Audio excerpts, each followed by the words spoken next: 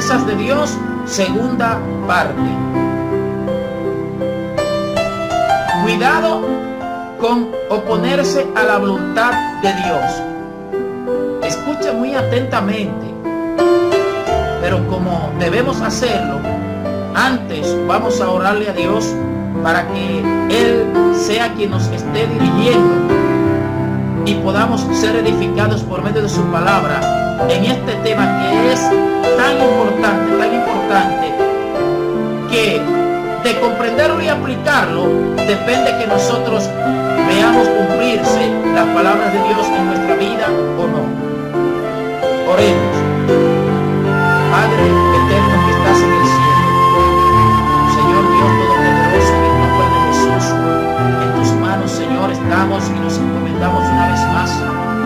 Ahora te pedimos, Señor, que tu Espíritu Santo, Señor, fluya a través de nosotros con la enseñanza de tu palabra.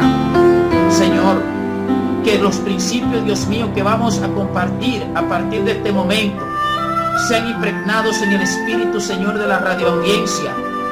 Señor, y que ellos y ellas, Padre Santo, sean hombres y mujeres, Señor, que cada día avancen con pasos firmes, esperando el cumplimiento de tus planes y tus propósitos en su vida, en el nombre de Jesús. Repetimos que vamos a continuar con el tema cómo conquistar las promesas de Dios, segunda parte. Cuidado con oponerse a la voluntad de Dios. Queremos que ustedes presten mucha atención a este tema. ¿Usted sabe por qué? Porque si nosotros no lo comprendemos esto, sobre todo en el principio, cuando Dios comienza el cumplimiento de un plan de Él en la vida de un hombre o de una mujer, en el mismo inicio, los seres humanos pensamos que Dios va a cumplir esos propósitos a la forma como nosotros estamos acostumbrados a que las cosas se cumplan. Si no entendemos que Dios viene con una forma diferente, que Dios viene a cambiar nuestro sistema de pensamiento, que Dios viene a pasarnos a nosotros de hombres naturales a hombres espirituales, porque para poder comprender y obedecerle a Dios es necesario pasar de lo natural a lo espiritual, en cuanto al sistema de pensamiento, en cuanto a la forma de ser. Por eso Romanos capítulo 12 versículo 2 dice que nos transformemos por medio de la renovación de nuestro entendimiento para que comprendamos cuál es la voluntad de Dios, buena, agradable y perfecta. En el principio, muchas personas, cuando Dios les dice que Él va a hacer esto o aquello en sus vidas, comienzan muchas veces a tomar decisiones por ellos mismos, porque ellos entienden que es así como Dios va a operar. Ahora resulta que muchas veces Dios nos deja que tomemos ciertas decisiones y permite que con esas decisiones que tomemos fracasemos. ¿Qué busca Dios con eso? Busca que nosotros nos detengamos a reflexionar, a meditar y que concluyamos en que no es como nosotros determinamos o pensamos que debemos conducirnos, sino que debemos renunciar a dirigirnos por nosotros mismos, a tomar decisiones por nosotros mismos, para someternos a la voluntad de Dios. Hay personas que fracasan y fracasan y fracasan, que toman una decisión, fracasan, vuelven y toman otra decisión y fracasan, y nunca se detienen a meditar por qué es que están fracasando. ¿Sabes por qué es que fracasan ese tipo de personas? Porque no han comprendido que Dios quiere que ellos entiendan que es según Él que deben conducirse, no según ellos. A mí me pasó hace como 7 años aproximadamente, me pasó algo similar. Tomé una decisión y no era una decisión mala. pero era una decisión natural. Todavía en ese momento no entendía que Dios tenía una forma diferente de operar, de obrar. Tomé una decisión, inicié un proyecto que yo entendía que era la voluntad de Dios.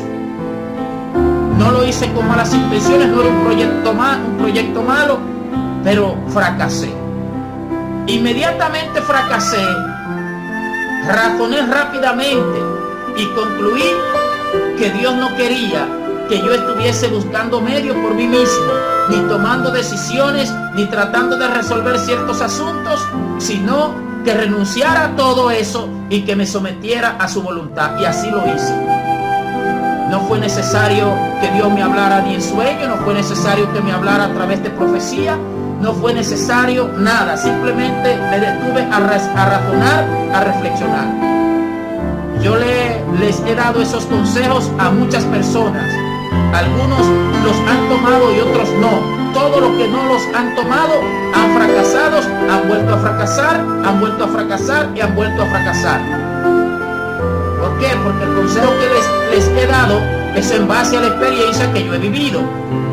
Cuando Dios decide cumplir con un hombre, con una mujer, un propósito determinado, puede incluir el hecho de que esa persona deje de querer estar tomando decisiones, de querer estar solucionando problemas, de querer estar tomando, dando pasos que no son la voluntad de Dios. Depende del nivel del propósito de Dios en la vida de un ser humano. Porque no todo cristiano, por ser cristiano, no es natural, no. Incluso hay cristianos carnales. Primera de Corintios capítulo 3 habla el apóstol Pablo de cristianos carnales, y eran cristianos. Hay cristianos naturales. ¿Por qué? Porque para pasar de ser natural a espiritual, eso es a través de un proceso, eso es a través de una capacitación, un proceso de enseñanza-aprendizaje de parte del mismo Dios mediante su Espíritu Santo, lo cual demanda mucha consagración, mucha oración, muchos años incluso de consagración y dedicación en las manos del Señor y de renuncia a uno mismo. Si no, no hay forma de que Dios nos pase a nosotros de lo natural a lo espiritual. Y el hecho de Dios muchas veces permitir que nosotros fracasemos en algunas decisiones que tomamos, lo que busca es pasarnos a nosotros de lo natural a lo espiritual. ¿Qué acontece?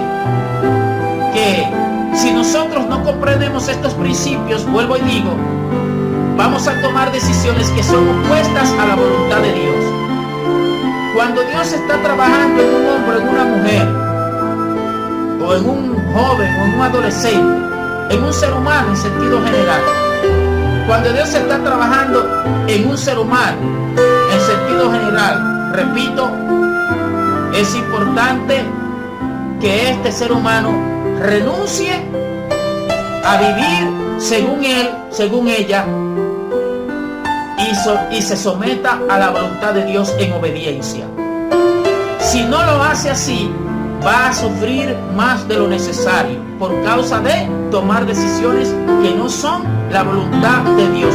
Repito, muchas personas toman muchas decisiones porque ellos presumen que eso es la voluntad de Dios, pero no lo han consultado con Dios, no le preguntan al Señor si eso es su voluntad. Entonces, cuando Dios va a trabajar profundamente en un hombre o en una mujer, normalmente la voluntad de ese hombre o de esa mujer tiene que morir para que reine y nazca la voluntad de Dios en su vida. De lo contrario, las decisiones que se oponen a la voluntad de Dios traen problemas, traen sufrimientos innecesarios, y vamos a verlo como un ejemplo que está en la Biblia. En Números capítulo 11, versículos 4 al 9, en la Nueva Versión Internacional, leemos la Biblia lo siguiente: queja del pueblo en Kibrot Hatabá. Al populacho que iba con ellos le vino un apetito voraz. Y también los israelitas volvieron a llorar y dijeron: ¿quién nos diera carne? ¿Cómo echamos de menos el pescado que comíamos gratis en Egipto? También comíamos pepinos y melones y puerros, cebollas y ajos. Pero ahora tenemos reseca la garganta y no vemos nada que no sea este maná. A propósito, el maná se parecía a la semilla del cilantro y brillaba como la resina. El pueblo salía a recogerlo y lo molía entre dos piedras, o bien lo machacaba en morteros y lo cocía en una olla, o hacía pan con él. Sabía a pan amasado con aceite. Por la noche, cuando el rocío caía sobre el campamento, también caía el maná. La voluntad de Dios en ese momento y en ese tiempo era que el pueblo comiese maná, un alimento que él mismo le enviaba del cielo. No era que ellos comiesen puerro, ni cebolla, ni ajos, ni melones, ni pepinos. No. En ese momento la voluntad de Dios era que el pueblo comiese de ese alimento, de ese maná que él le mandaba directamente. Pero ¿qué hizo una gran parte del pueblo? ¿Qué hicieron? Se resistieron, se opusieron a esa decisión de Dios. Así acontece muchas veces en nuestra vida. Usted podrá decir: bueno, pero yo no he hecho eso, ¿por qué? Yo no he salido de Egipto. A propósito, quiero hacer también hacer notar que aquí está refiriéndose a un acontecimiento que le pasó al pueblo de Israel, a los hijos de Jacob, cuando se habían multiplicado y Dios los había sacado de Egipto. Ellos iban camino a la tierra prometida. La tierra prometida para nosotros, la verdadera, es la Jerusalén de arriba, es la salvación, la morada eterna de Dios. La Canaán de aquí, terrenal, literal, con su capital Jerusalén, luego era una figura de la Jerusalén celestial. Así que estamos hablando, aquí está hablando de asuntos en la tierra, pero en realidad es una figura de lo espiritual, de lo eterno, de lo celestial. Entonces, Dios había decidido enviarle este alimento del cielo. Dios también les había especificado que para cada día recogiera la porción de ese día. Solamente el viernes, como el sábado, el Shabbat o día de reposo, era día de descanso, no se podía trabajar. El viernes debían recoger el doble, para el viernes y para el sábado. ¿Qué hacían muchas personas? Que siendo lunes, martes, miércoles o jueves, recogían más de lo necesario. ¿Qué pasaba con eso de más que recogían? Se volvía gusano. Pero además de eso también estaban desobedeciendo a Dios. No solamente que se les volvía gusano el alimento que recogían de más, sino que también estaban desobedeciendo a Dios. Y eso es muy peligroso, desobedecer a Dios. Aquí el pueblo se queja. Muchas veces nosotros nos quejamos y muchas veces el enemigo trata de confundirnos, y la misma carne trata de confundirnos a nosotros, cuando por causa del propósito y del llamado de Dios estamos siendo procesados, estamos enfrentando adversidades, dificultades, escaseces. Muchas veces comenzamos a quejarnos y a decir que antes estábamos mejor, que antes ganábamos X cantidad de dinero en tal empleo, que antes hacíamos esto o aquello. Pero no nos damos cuenta que lo que nos está pasando en el momento no es producto de la casualidad, ni es porque nuestra situación está peor, sino que Dios está obrando, Dios está trabajando en el cumplimiento de la promesa, del propósito que Él de antemano ya ha hablado. Aquí el pueblo estaba anhelando lo que había quedado atrás. Estaban pensando en los alimentos, estaban con su mente en las cebollas, en los puerros, en los melones y en los pepinos. Pero se les estaba olvidando al pueblo que en Egipto ellos estaban esclavos, estaban esclavizados. Asimismo, muchas veces el cristiano, cuando acepta a Jesucristo como el Señor y Salvador de su vida, comienza muchas veces a meditar y llegan muchos a creer que en el mundo estaban mejor, porque se le olvida que en el mundo estaban esclavos del diablo y del pecado, y que estaban muertos en delitos y pecados, que estaban presos en cárceles espirituales. Entonces nosotros tenemos que entender las cosas como debemos entenderlas, desde la óptica y desde la perspectiva de Dios. Nunca, cuando Dios está trabajando en un hombre o una mujer, si ese hombre o esa mujer está en obediencia, nunca nada de lo que Dios haga o permita en la vida de esas personas es para mal, sino que es para bien. ¿Qué acontece muchas veces? Por eso es importante comprender este tema. Los principios bíblicos, aplicándolos a nuestra vida, nos ayudan a nosotros a avanzar, a crecer, y cierran las puertas a la duda y las puertas al diablo y a los demonios. El Señor los reprenda. Los principios bíblicos. ¿Qué pasa? Que muchas veces las personas, Dios trae un tiempo de escasez a su vida. El mismo Dios, no es el diablo. No es el diablo, ni son los demonios, ni son las circunstancias. No, Dios mismo trae ese tiempo a la vida de los seres humanos, porque con esas circunstancias Dios los va a trabajar. O sea que esas circunstancias forman parte del cumplimiento del propósito de Dios en la vida de esos individuos. Como aconteció que cuando a José, que de eso tratamos en la primera parte de este tema, cuando a José lo vendieron como esclavo, cuando los hermanos de él se levantaron en su contra por envidia, los hermanos no se daban cuenta que Dios los estaba usando a ellos. Dios estaba empleando la envidia de ellos para que llevaran a José al lugar donde Dios quería llevarlo. Sé que el que hayan llevado a José a Egipto no es casualidad, ni ha sido casualidad, sino que estaba contemplado dentro del plan de Dios. De hecho, el Salmo 105 dice que Dios envió delante de los judíos, Dios envió a José primero. Entonces, nosotros debemos comprender que cuando Dios está cumpliendo el propósito en la vida de una persona, nada de lo que Dios permite es casualidad, sino que es propósito de Dios, valga la redundancia.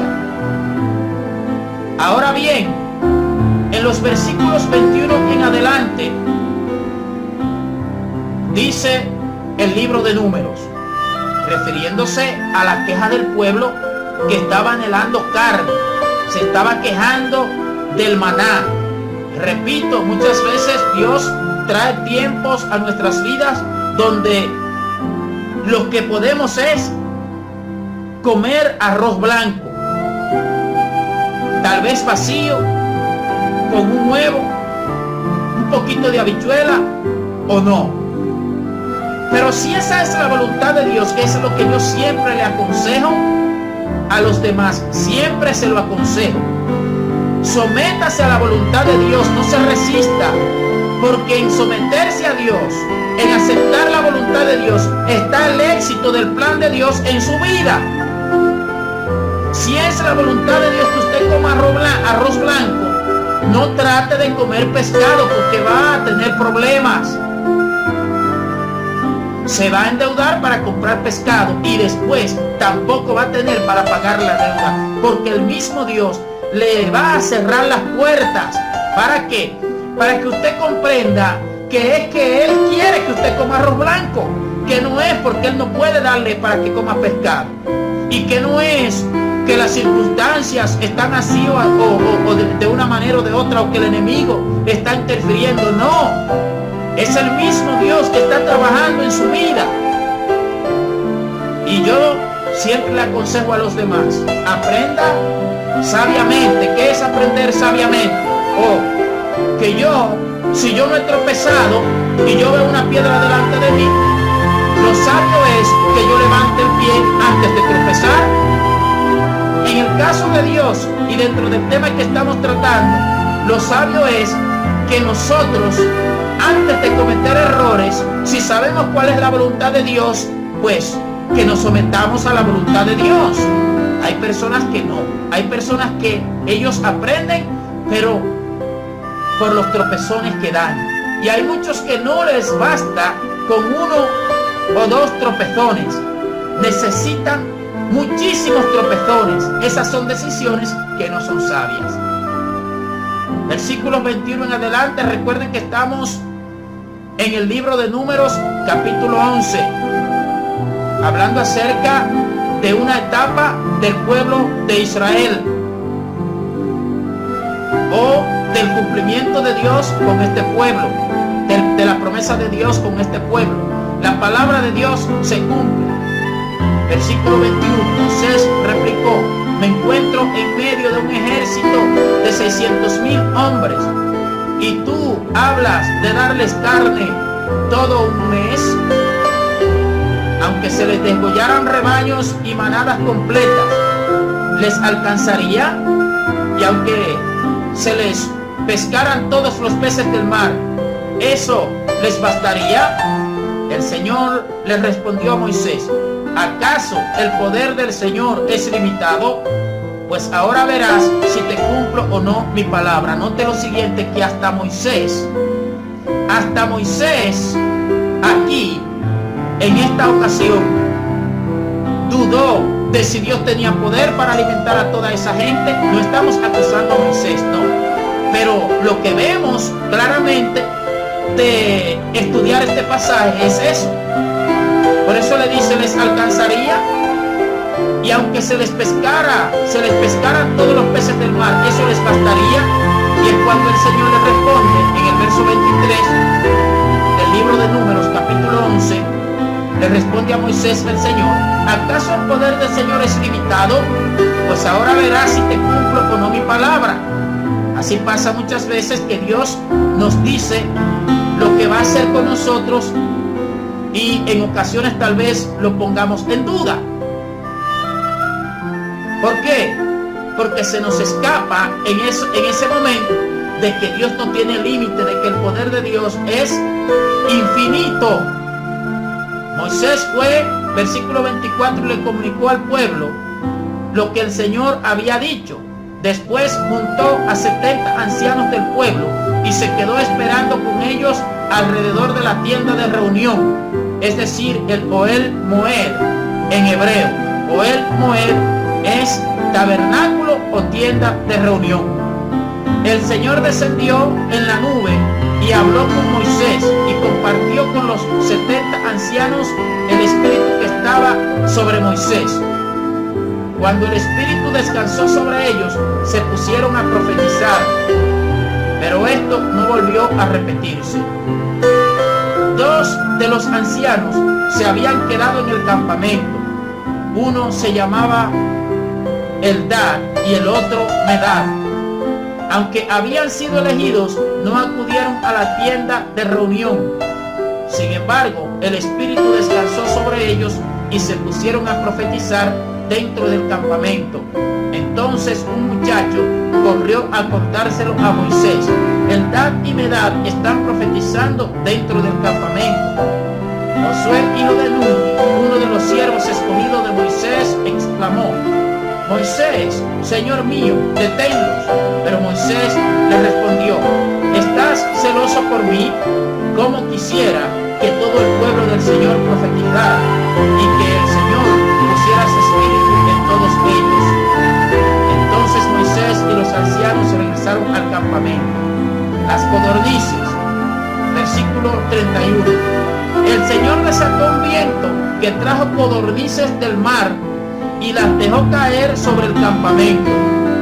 Las codornices cubrieron los alrededores del campamento en una superficie de casi un día de camino y a una altura de casi 1 metro sobre la superficie del suelo. El pueblo estuvo recogiendo codornices todo ese día y toda esa noche y todo el día siguiente. Ninguno recogió menos de 2 toneladas. Una tonelada son 2.000 libras, según el estándar que se emplee, o 2.200 libras.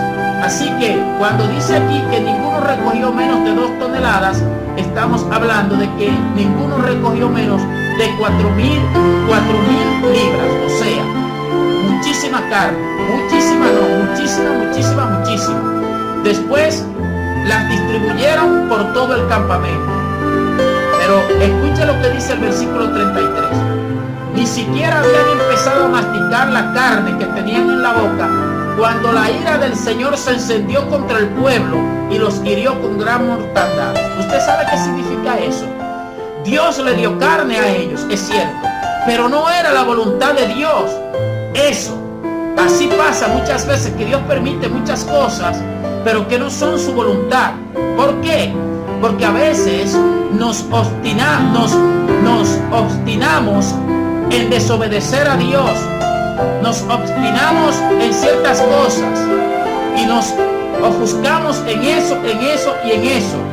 Y pueda que Dios no se lo conceda, pero no necesariamente porque sea su voluntad. ¿A quién le dio carne? Fíjense que le dio carne en exceso, porque Dios le dio la carne, pero Dios ya estaba enojado, ya Dios estaba irado con este pueblo. ¿Por qué? Porque estaban rechazando lo que era la voluntad de Dios. Si Dios hubiese querido darle carne, se la hubiese dado.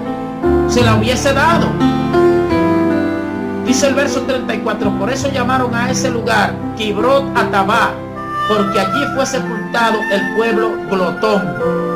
Desde Kibrot Hatabá el pueblo partió rumbo a Jarezot y allí se quedó. Oiga bien, Dios le dio la carne que ellos pedían, pero se la dio de una mala forma, de una mala manera, de forma que murieron muchísimos de estas personas. ¿Por qué? Por desobedientes. A nosotros tal vez Dios no nos haga comer carne hasta que la vomitemos, pero sin embargo pueda que sí, que nos permita tomar decisiones que se vuelquen en contra de nosotros. Es importante esto, someterse a la voluntad de Dios, no resistirse. Otro punto, la duda puede impedir el cumplimiento del plan de Dios. La duda puede impedir el cumplimiento del plan de Dios. Eso pasó con el pueblo de Israel, pero eso también puede pasar con cada uno de nosotros si nos obstinamos en desobedecer a Dios, en no someternos a su voluntad y permitirle que Él cumpla su promesa.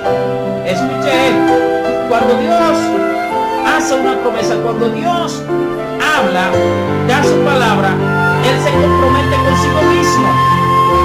El cumplimiento de eso que Él hable es un compromiso primeramente consigo mismo, y es un deseo que Él expresa, es una voluntad que Él manifiesta, por lo cual cuando nosotros nos oponemos, de cualquier forma que sea, cuando nos oponemos a ese deseo, a esa voluntad que Él manifieste, nosotros nos estamos oponiendo a que Dios haga lo que Él quiere hacer. Así que al pueblo de Israel le pasó que por oponerse a la voluntad de Dios, la promesa del Señor no se cumplió en ellos, se cumplió en los que crecieron, pero en ellos no se cumplió. Así que es importante que nosotros lo tengamos bien presente, lo tengamos bien claro, el hecho de que el Señor, lo que Él promete, lo cumple, pero nosotros tenemos que permitirle a Él que esas promesas se cumplan. Así que este pueblo pidió a Dios carne, pero Dios no quería que ellos comieran carne. Dios no quería que ellos comieran cebolla. Si hubiese querido, se la manda. Dios quería que ellos comiesen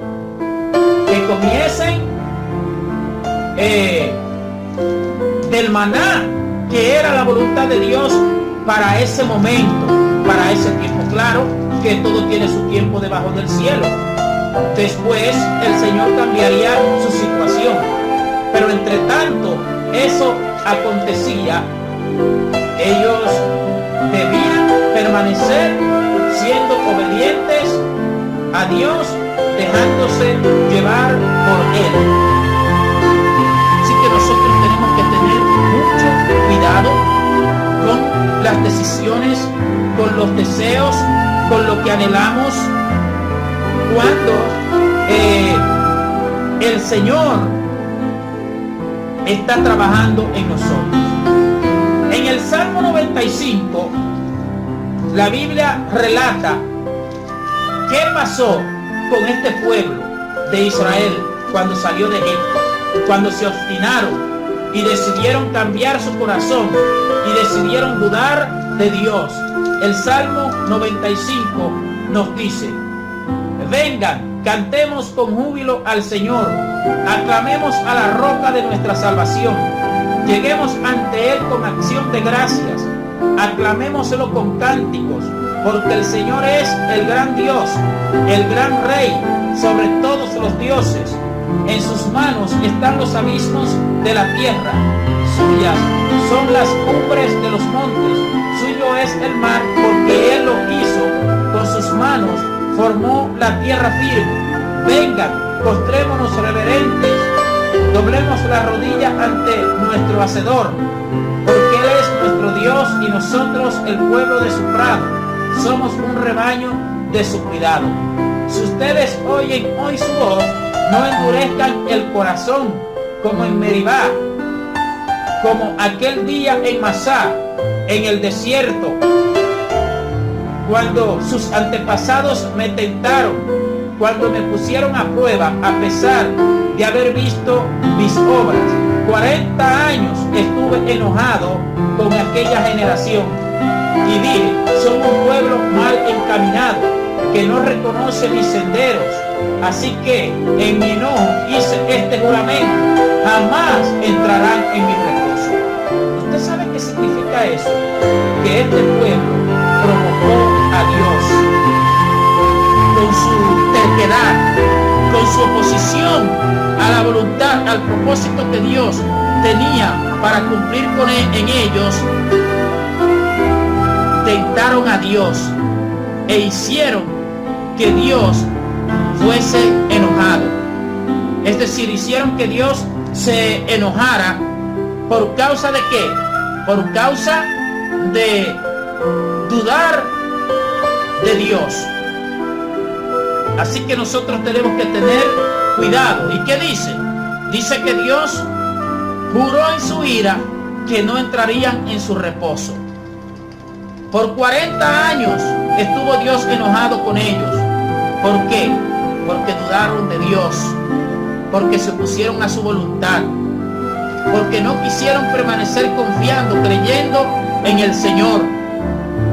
Así que nosotros tenemos que entender que Dios es Dios, y Él es lento para la ira, grande en misericordia y que se duele del castigo. Pero Dios no va a estar permitiéndonos a nosotros toda una eternidad que nosotros estemos rebelándonos contra Él, tomando decisiones en contra de su voluntad, impidiéndole que Él cumpla su propósito en nosotros, dudando, desconfiando, blasfemando, hablando cosas que no debemos, dudando de su palabra, dudando de su promesa. No, si eso acontece y nosotros no nos detenemos a tiempo, posiblemente entonces Dios desista de su plan y nosotros nos vamos a perder de ese regalo, de esa bendición que Él había pensado cumplir en nosotros. ¿Por causa de qué? Por causa de la terquedad que puede Así que es muy importante esto. Es muy importante esto, que nosotros recordemos esta historia del pueblo de Israel, que le fue muy mal. Le fue muy mal. ¿Por qué le fue mal? Por desconfiar, por dudar de Dios. Sí que debemos tener bien presente este punto y someternos a la voluntad de Dios. No resistirnos a lo que Dios determine. No actuar según nosotros, según San yo, como dicen algunas personas, sino someternos humildemente, como hizo Jesús en Lucas 11, 39 en adelante, cuando se acercaba la hora crítica, donde lo iban a apresar, iba a comenzar a padecer en carne viva los sufrimientos del pecado, y él dice la palabra que estando en esa situación oraba más intensamente, y era su sudor como grandes gotas de sangre. Pero ¿qué dice? Que arrodillado, orándole al Padre, le dijo: Padre, si pasa de mí, si fuere posible, pasa de mí esta copa, pero que no se haga mi voluntad, sino la tuya. Entonces Jesucristo estaba orándole al Padre, pero era una oración sumisa, una oración donde Jesucristo estaba dispuesto a aceptar la decisión que el Padre tomara. Así debemos nosotros también estar dispuestos. Sí, podemos orarle al Señor, podemos pedirle a Dios, pero entender que Él es soberano, entender que las decisiones de Él son perfectas y son justas, y que nosotros debemos humildemente y obedientemente aceptarlas y recibirlas, no oponernos a ellas. Repito que muchas personas sufren más de lo necesario. Hay muchas formas de sufrir y muchas causas de sufrimiento, aún en un cristiano. Puede sufrir por estar siendo probado, puede sufrir porque está enfrentando una batalla espiritual, puede sufrir también porque él tome decisiones que no debió tomar. Entonces tenemos que tener cuidado, tenemos que sufrir, pero solamente lo necesario, lo que Dios determine que suframos, no que nosotros por estar tomando decisiones alocadas, pues suframos innecesariamente. Porque a veces los seres humanos creemos que Dios actúa como actuamos nosotros, por entusiasmo, por una emoción, por una ilusión. No, Dios no trabaja así. Dios trabaja por decisión. Dios no tiene ningún tipo de estabilidad, de inestabilidad, sino que es estable, es firme. Entonces,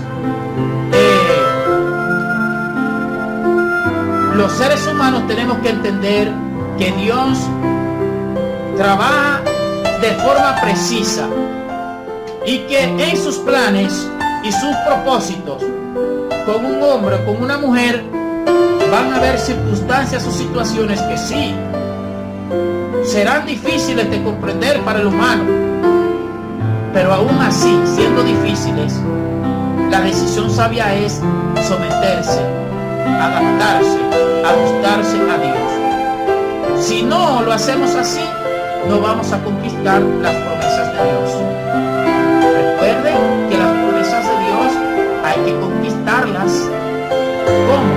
Bueno, creyéndole a Él, permaneciendo, creyéndole, sometiéndonos a su voluntad, padeciendo lo que Él determine que padezcamos, renunciando a actuar según nosotros mismos, que todas esas decisiones y conductas son las que nos traen males innecesarios, como yo digo. Sometámonos a Dios y nos va a ir bien. ¿Cómo conquistar las promesas de Dios? Segunda parte ha llegado hasta aquí.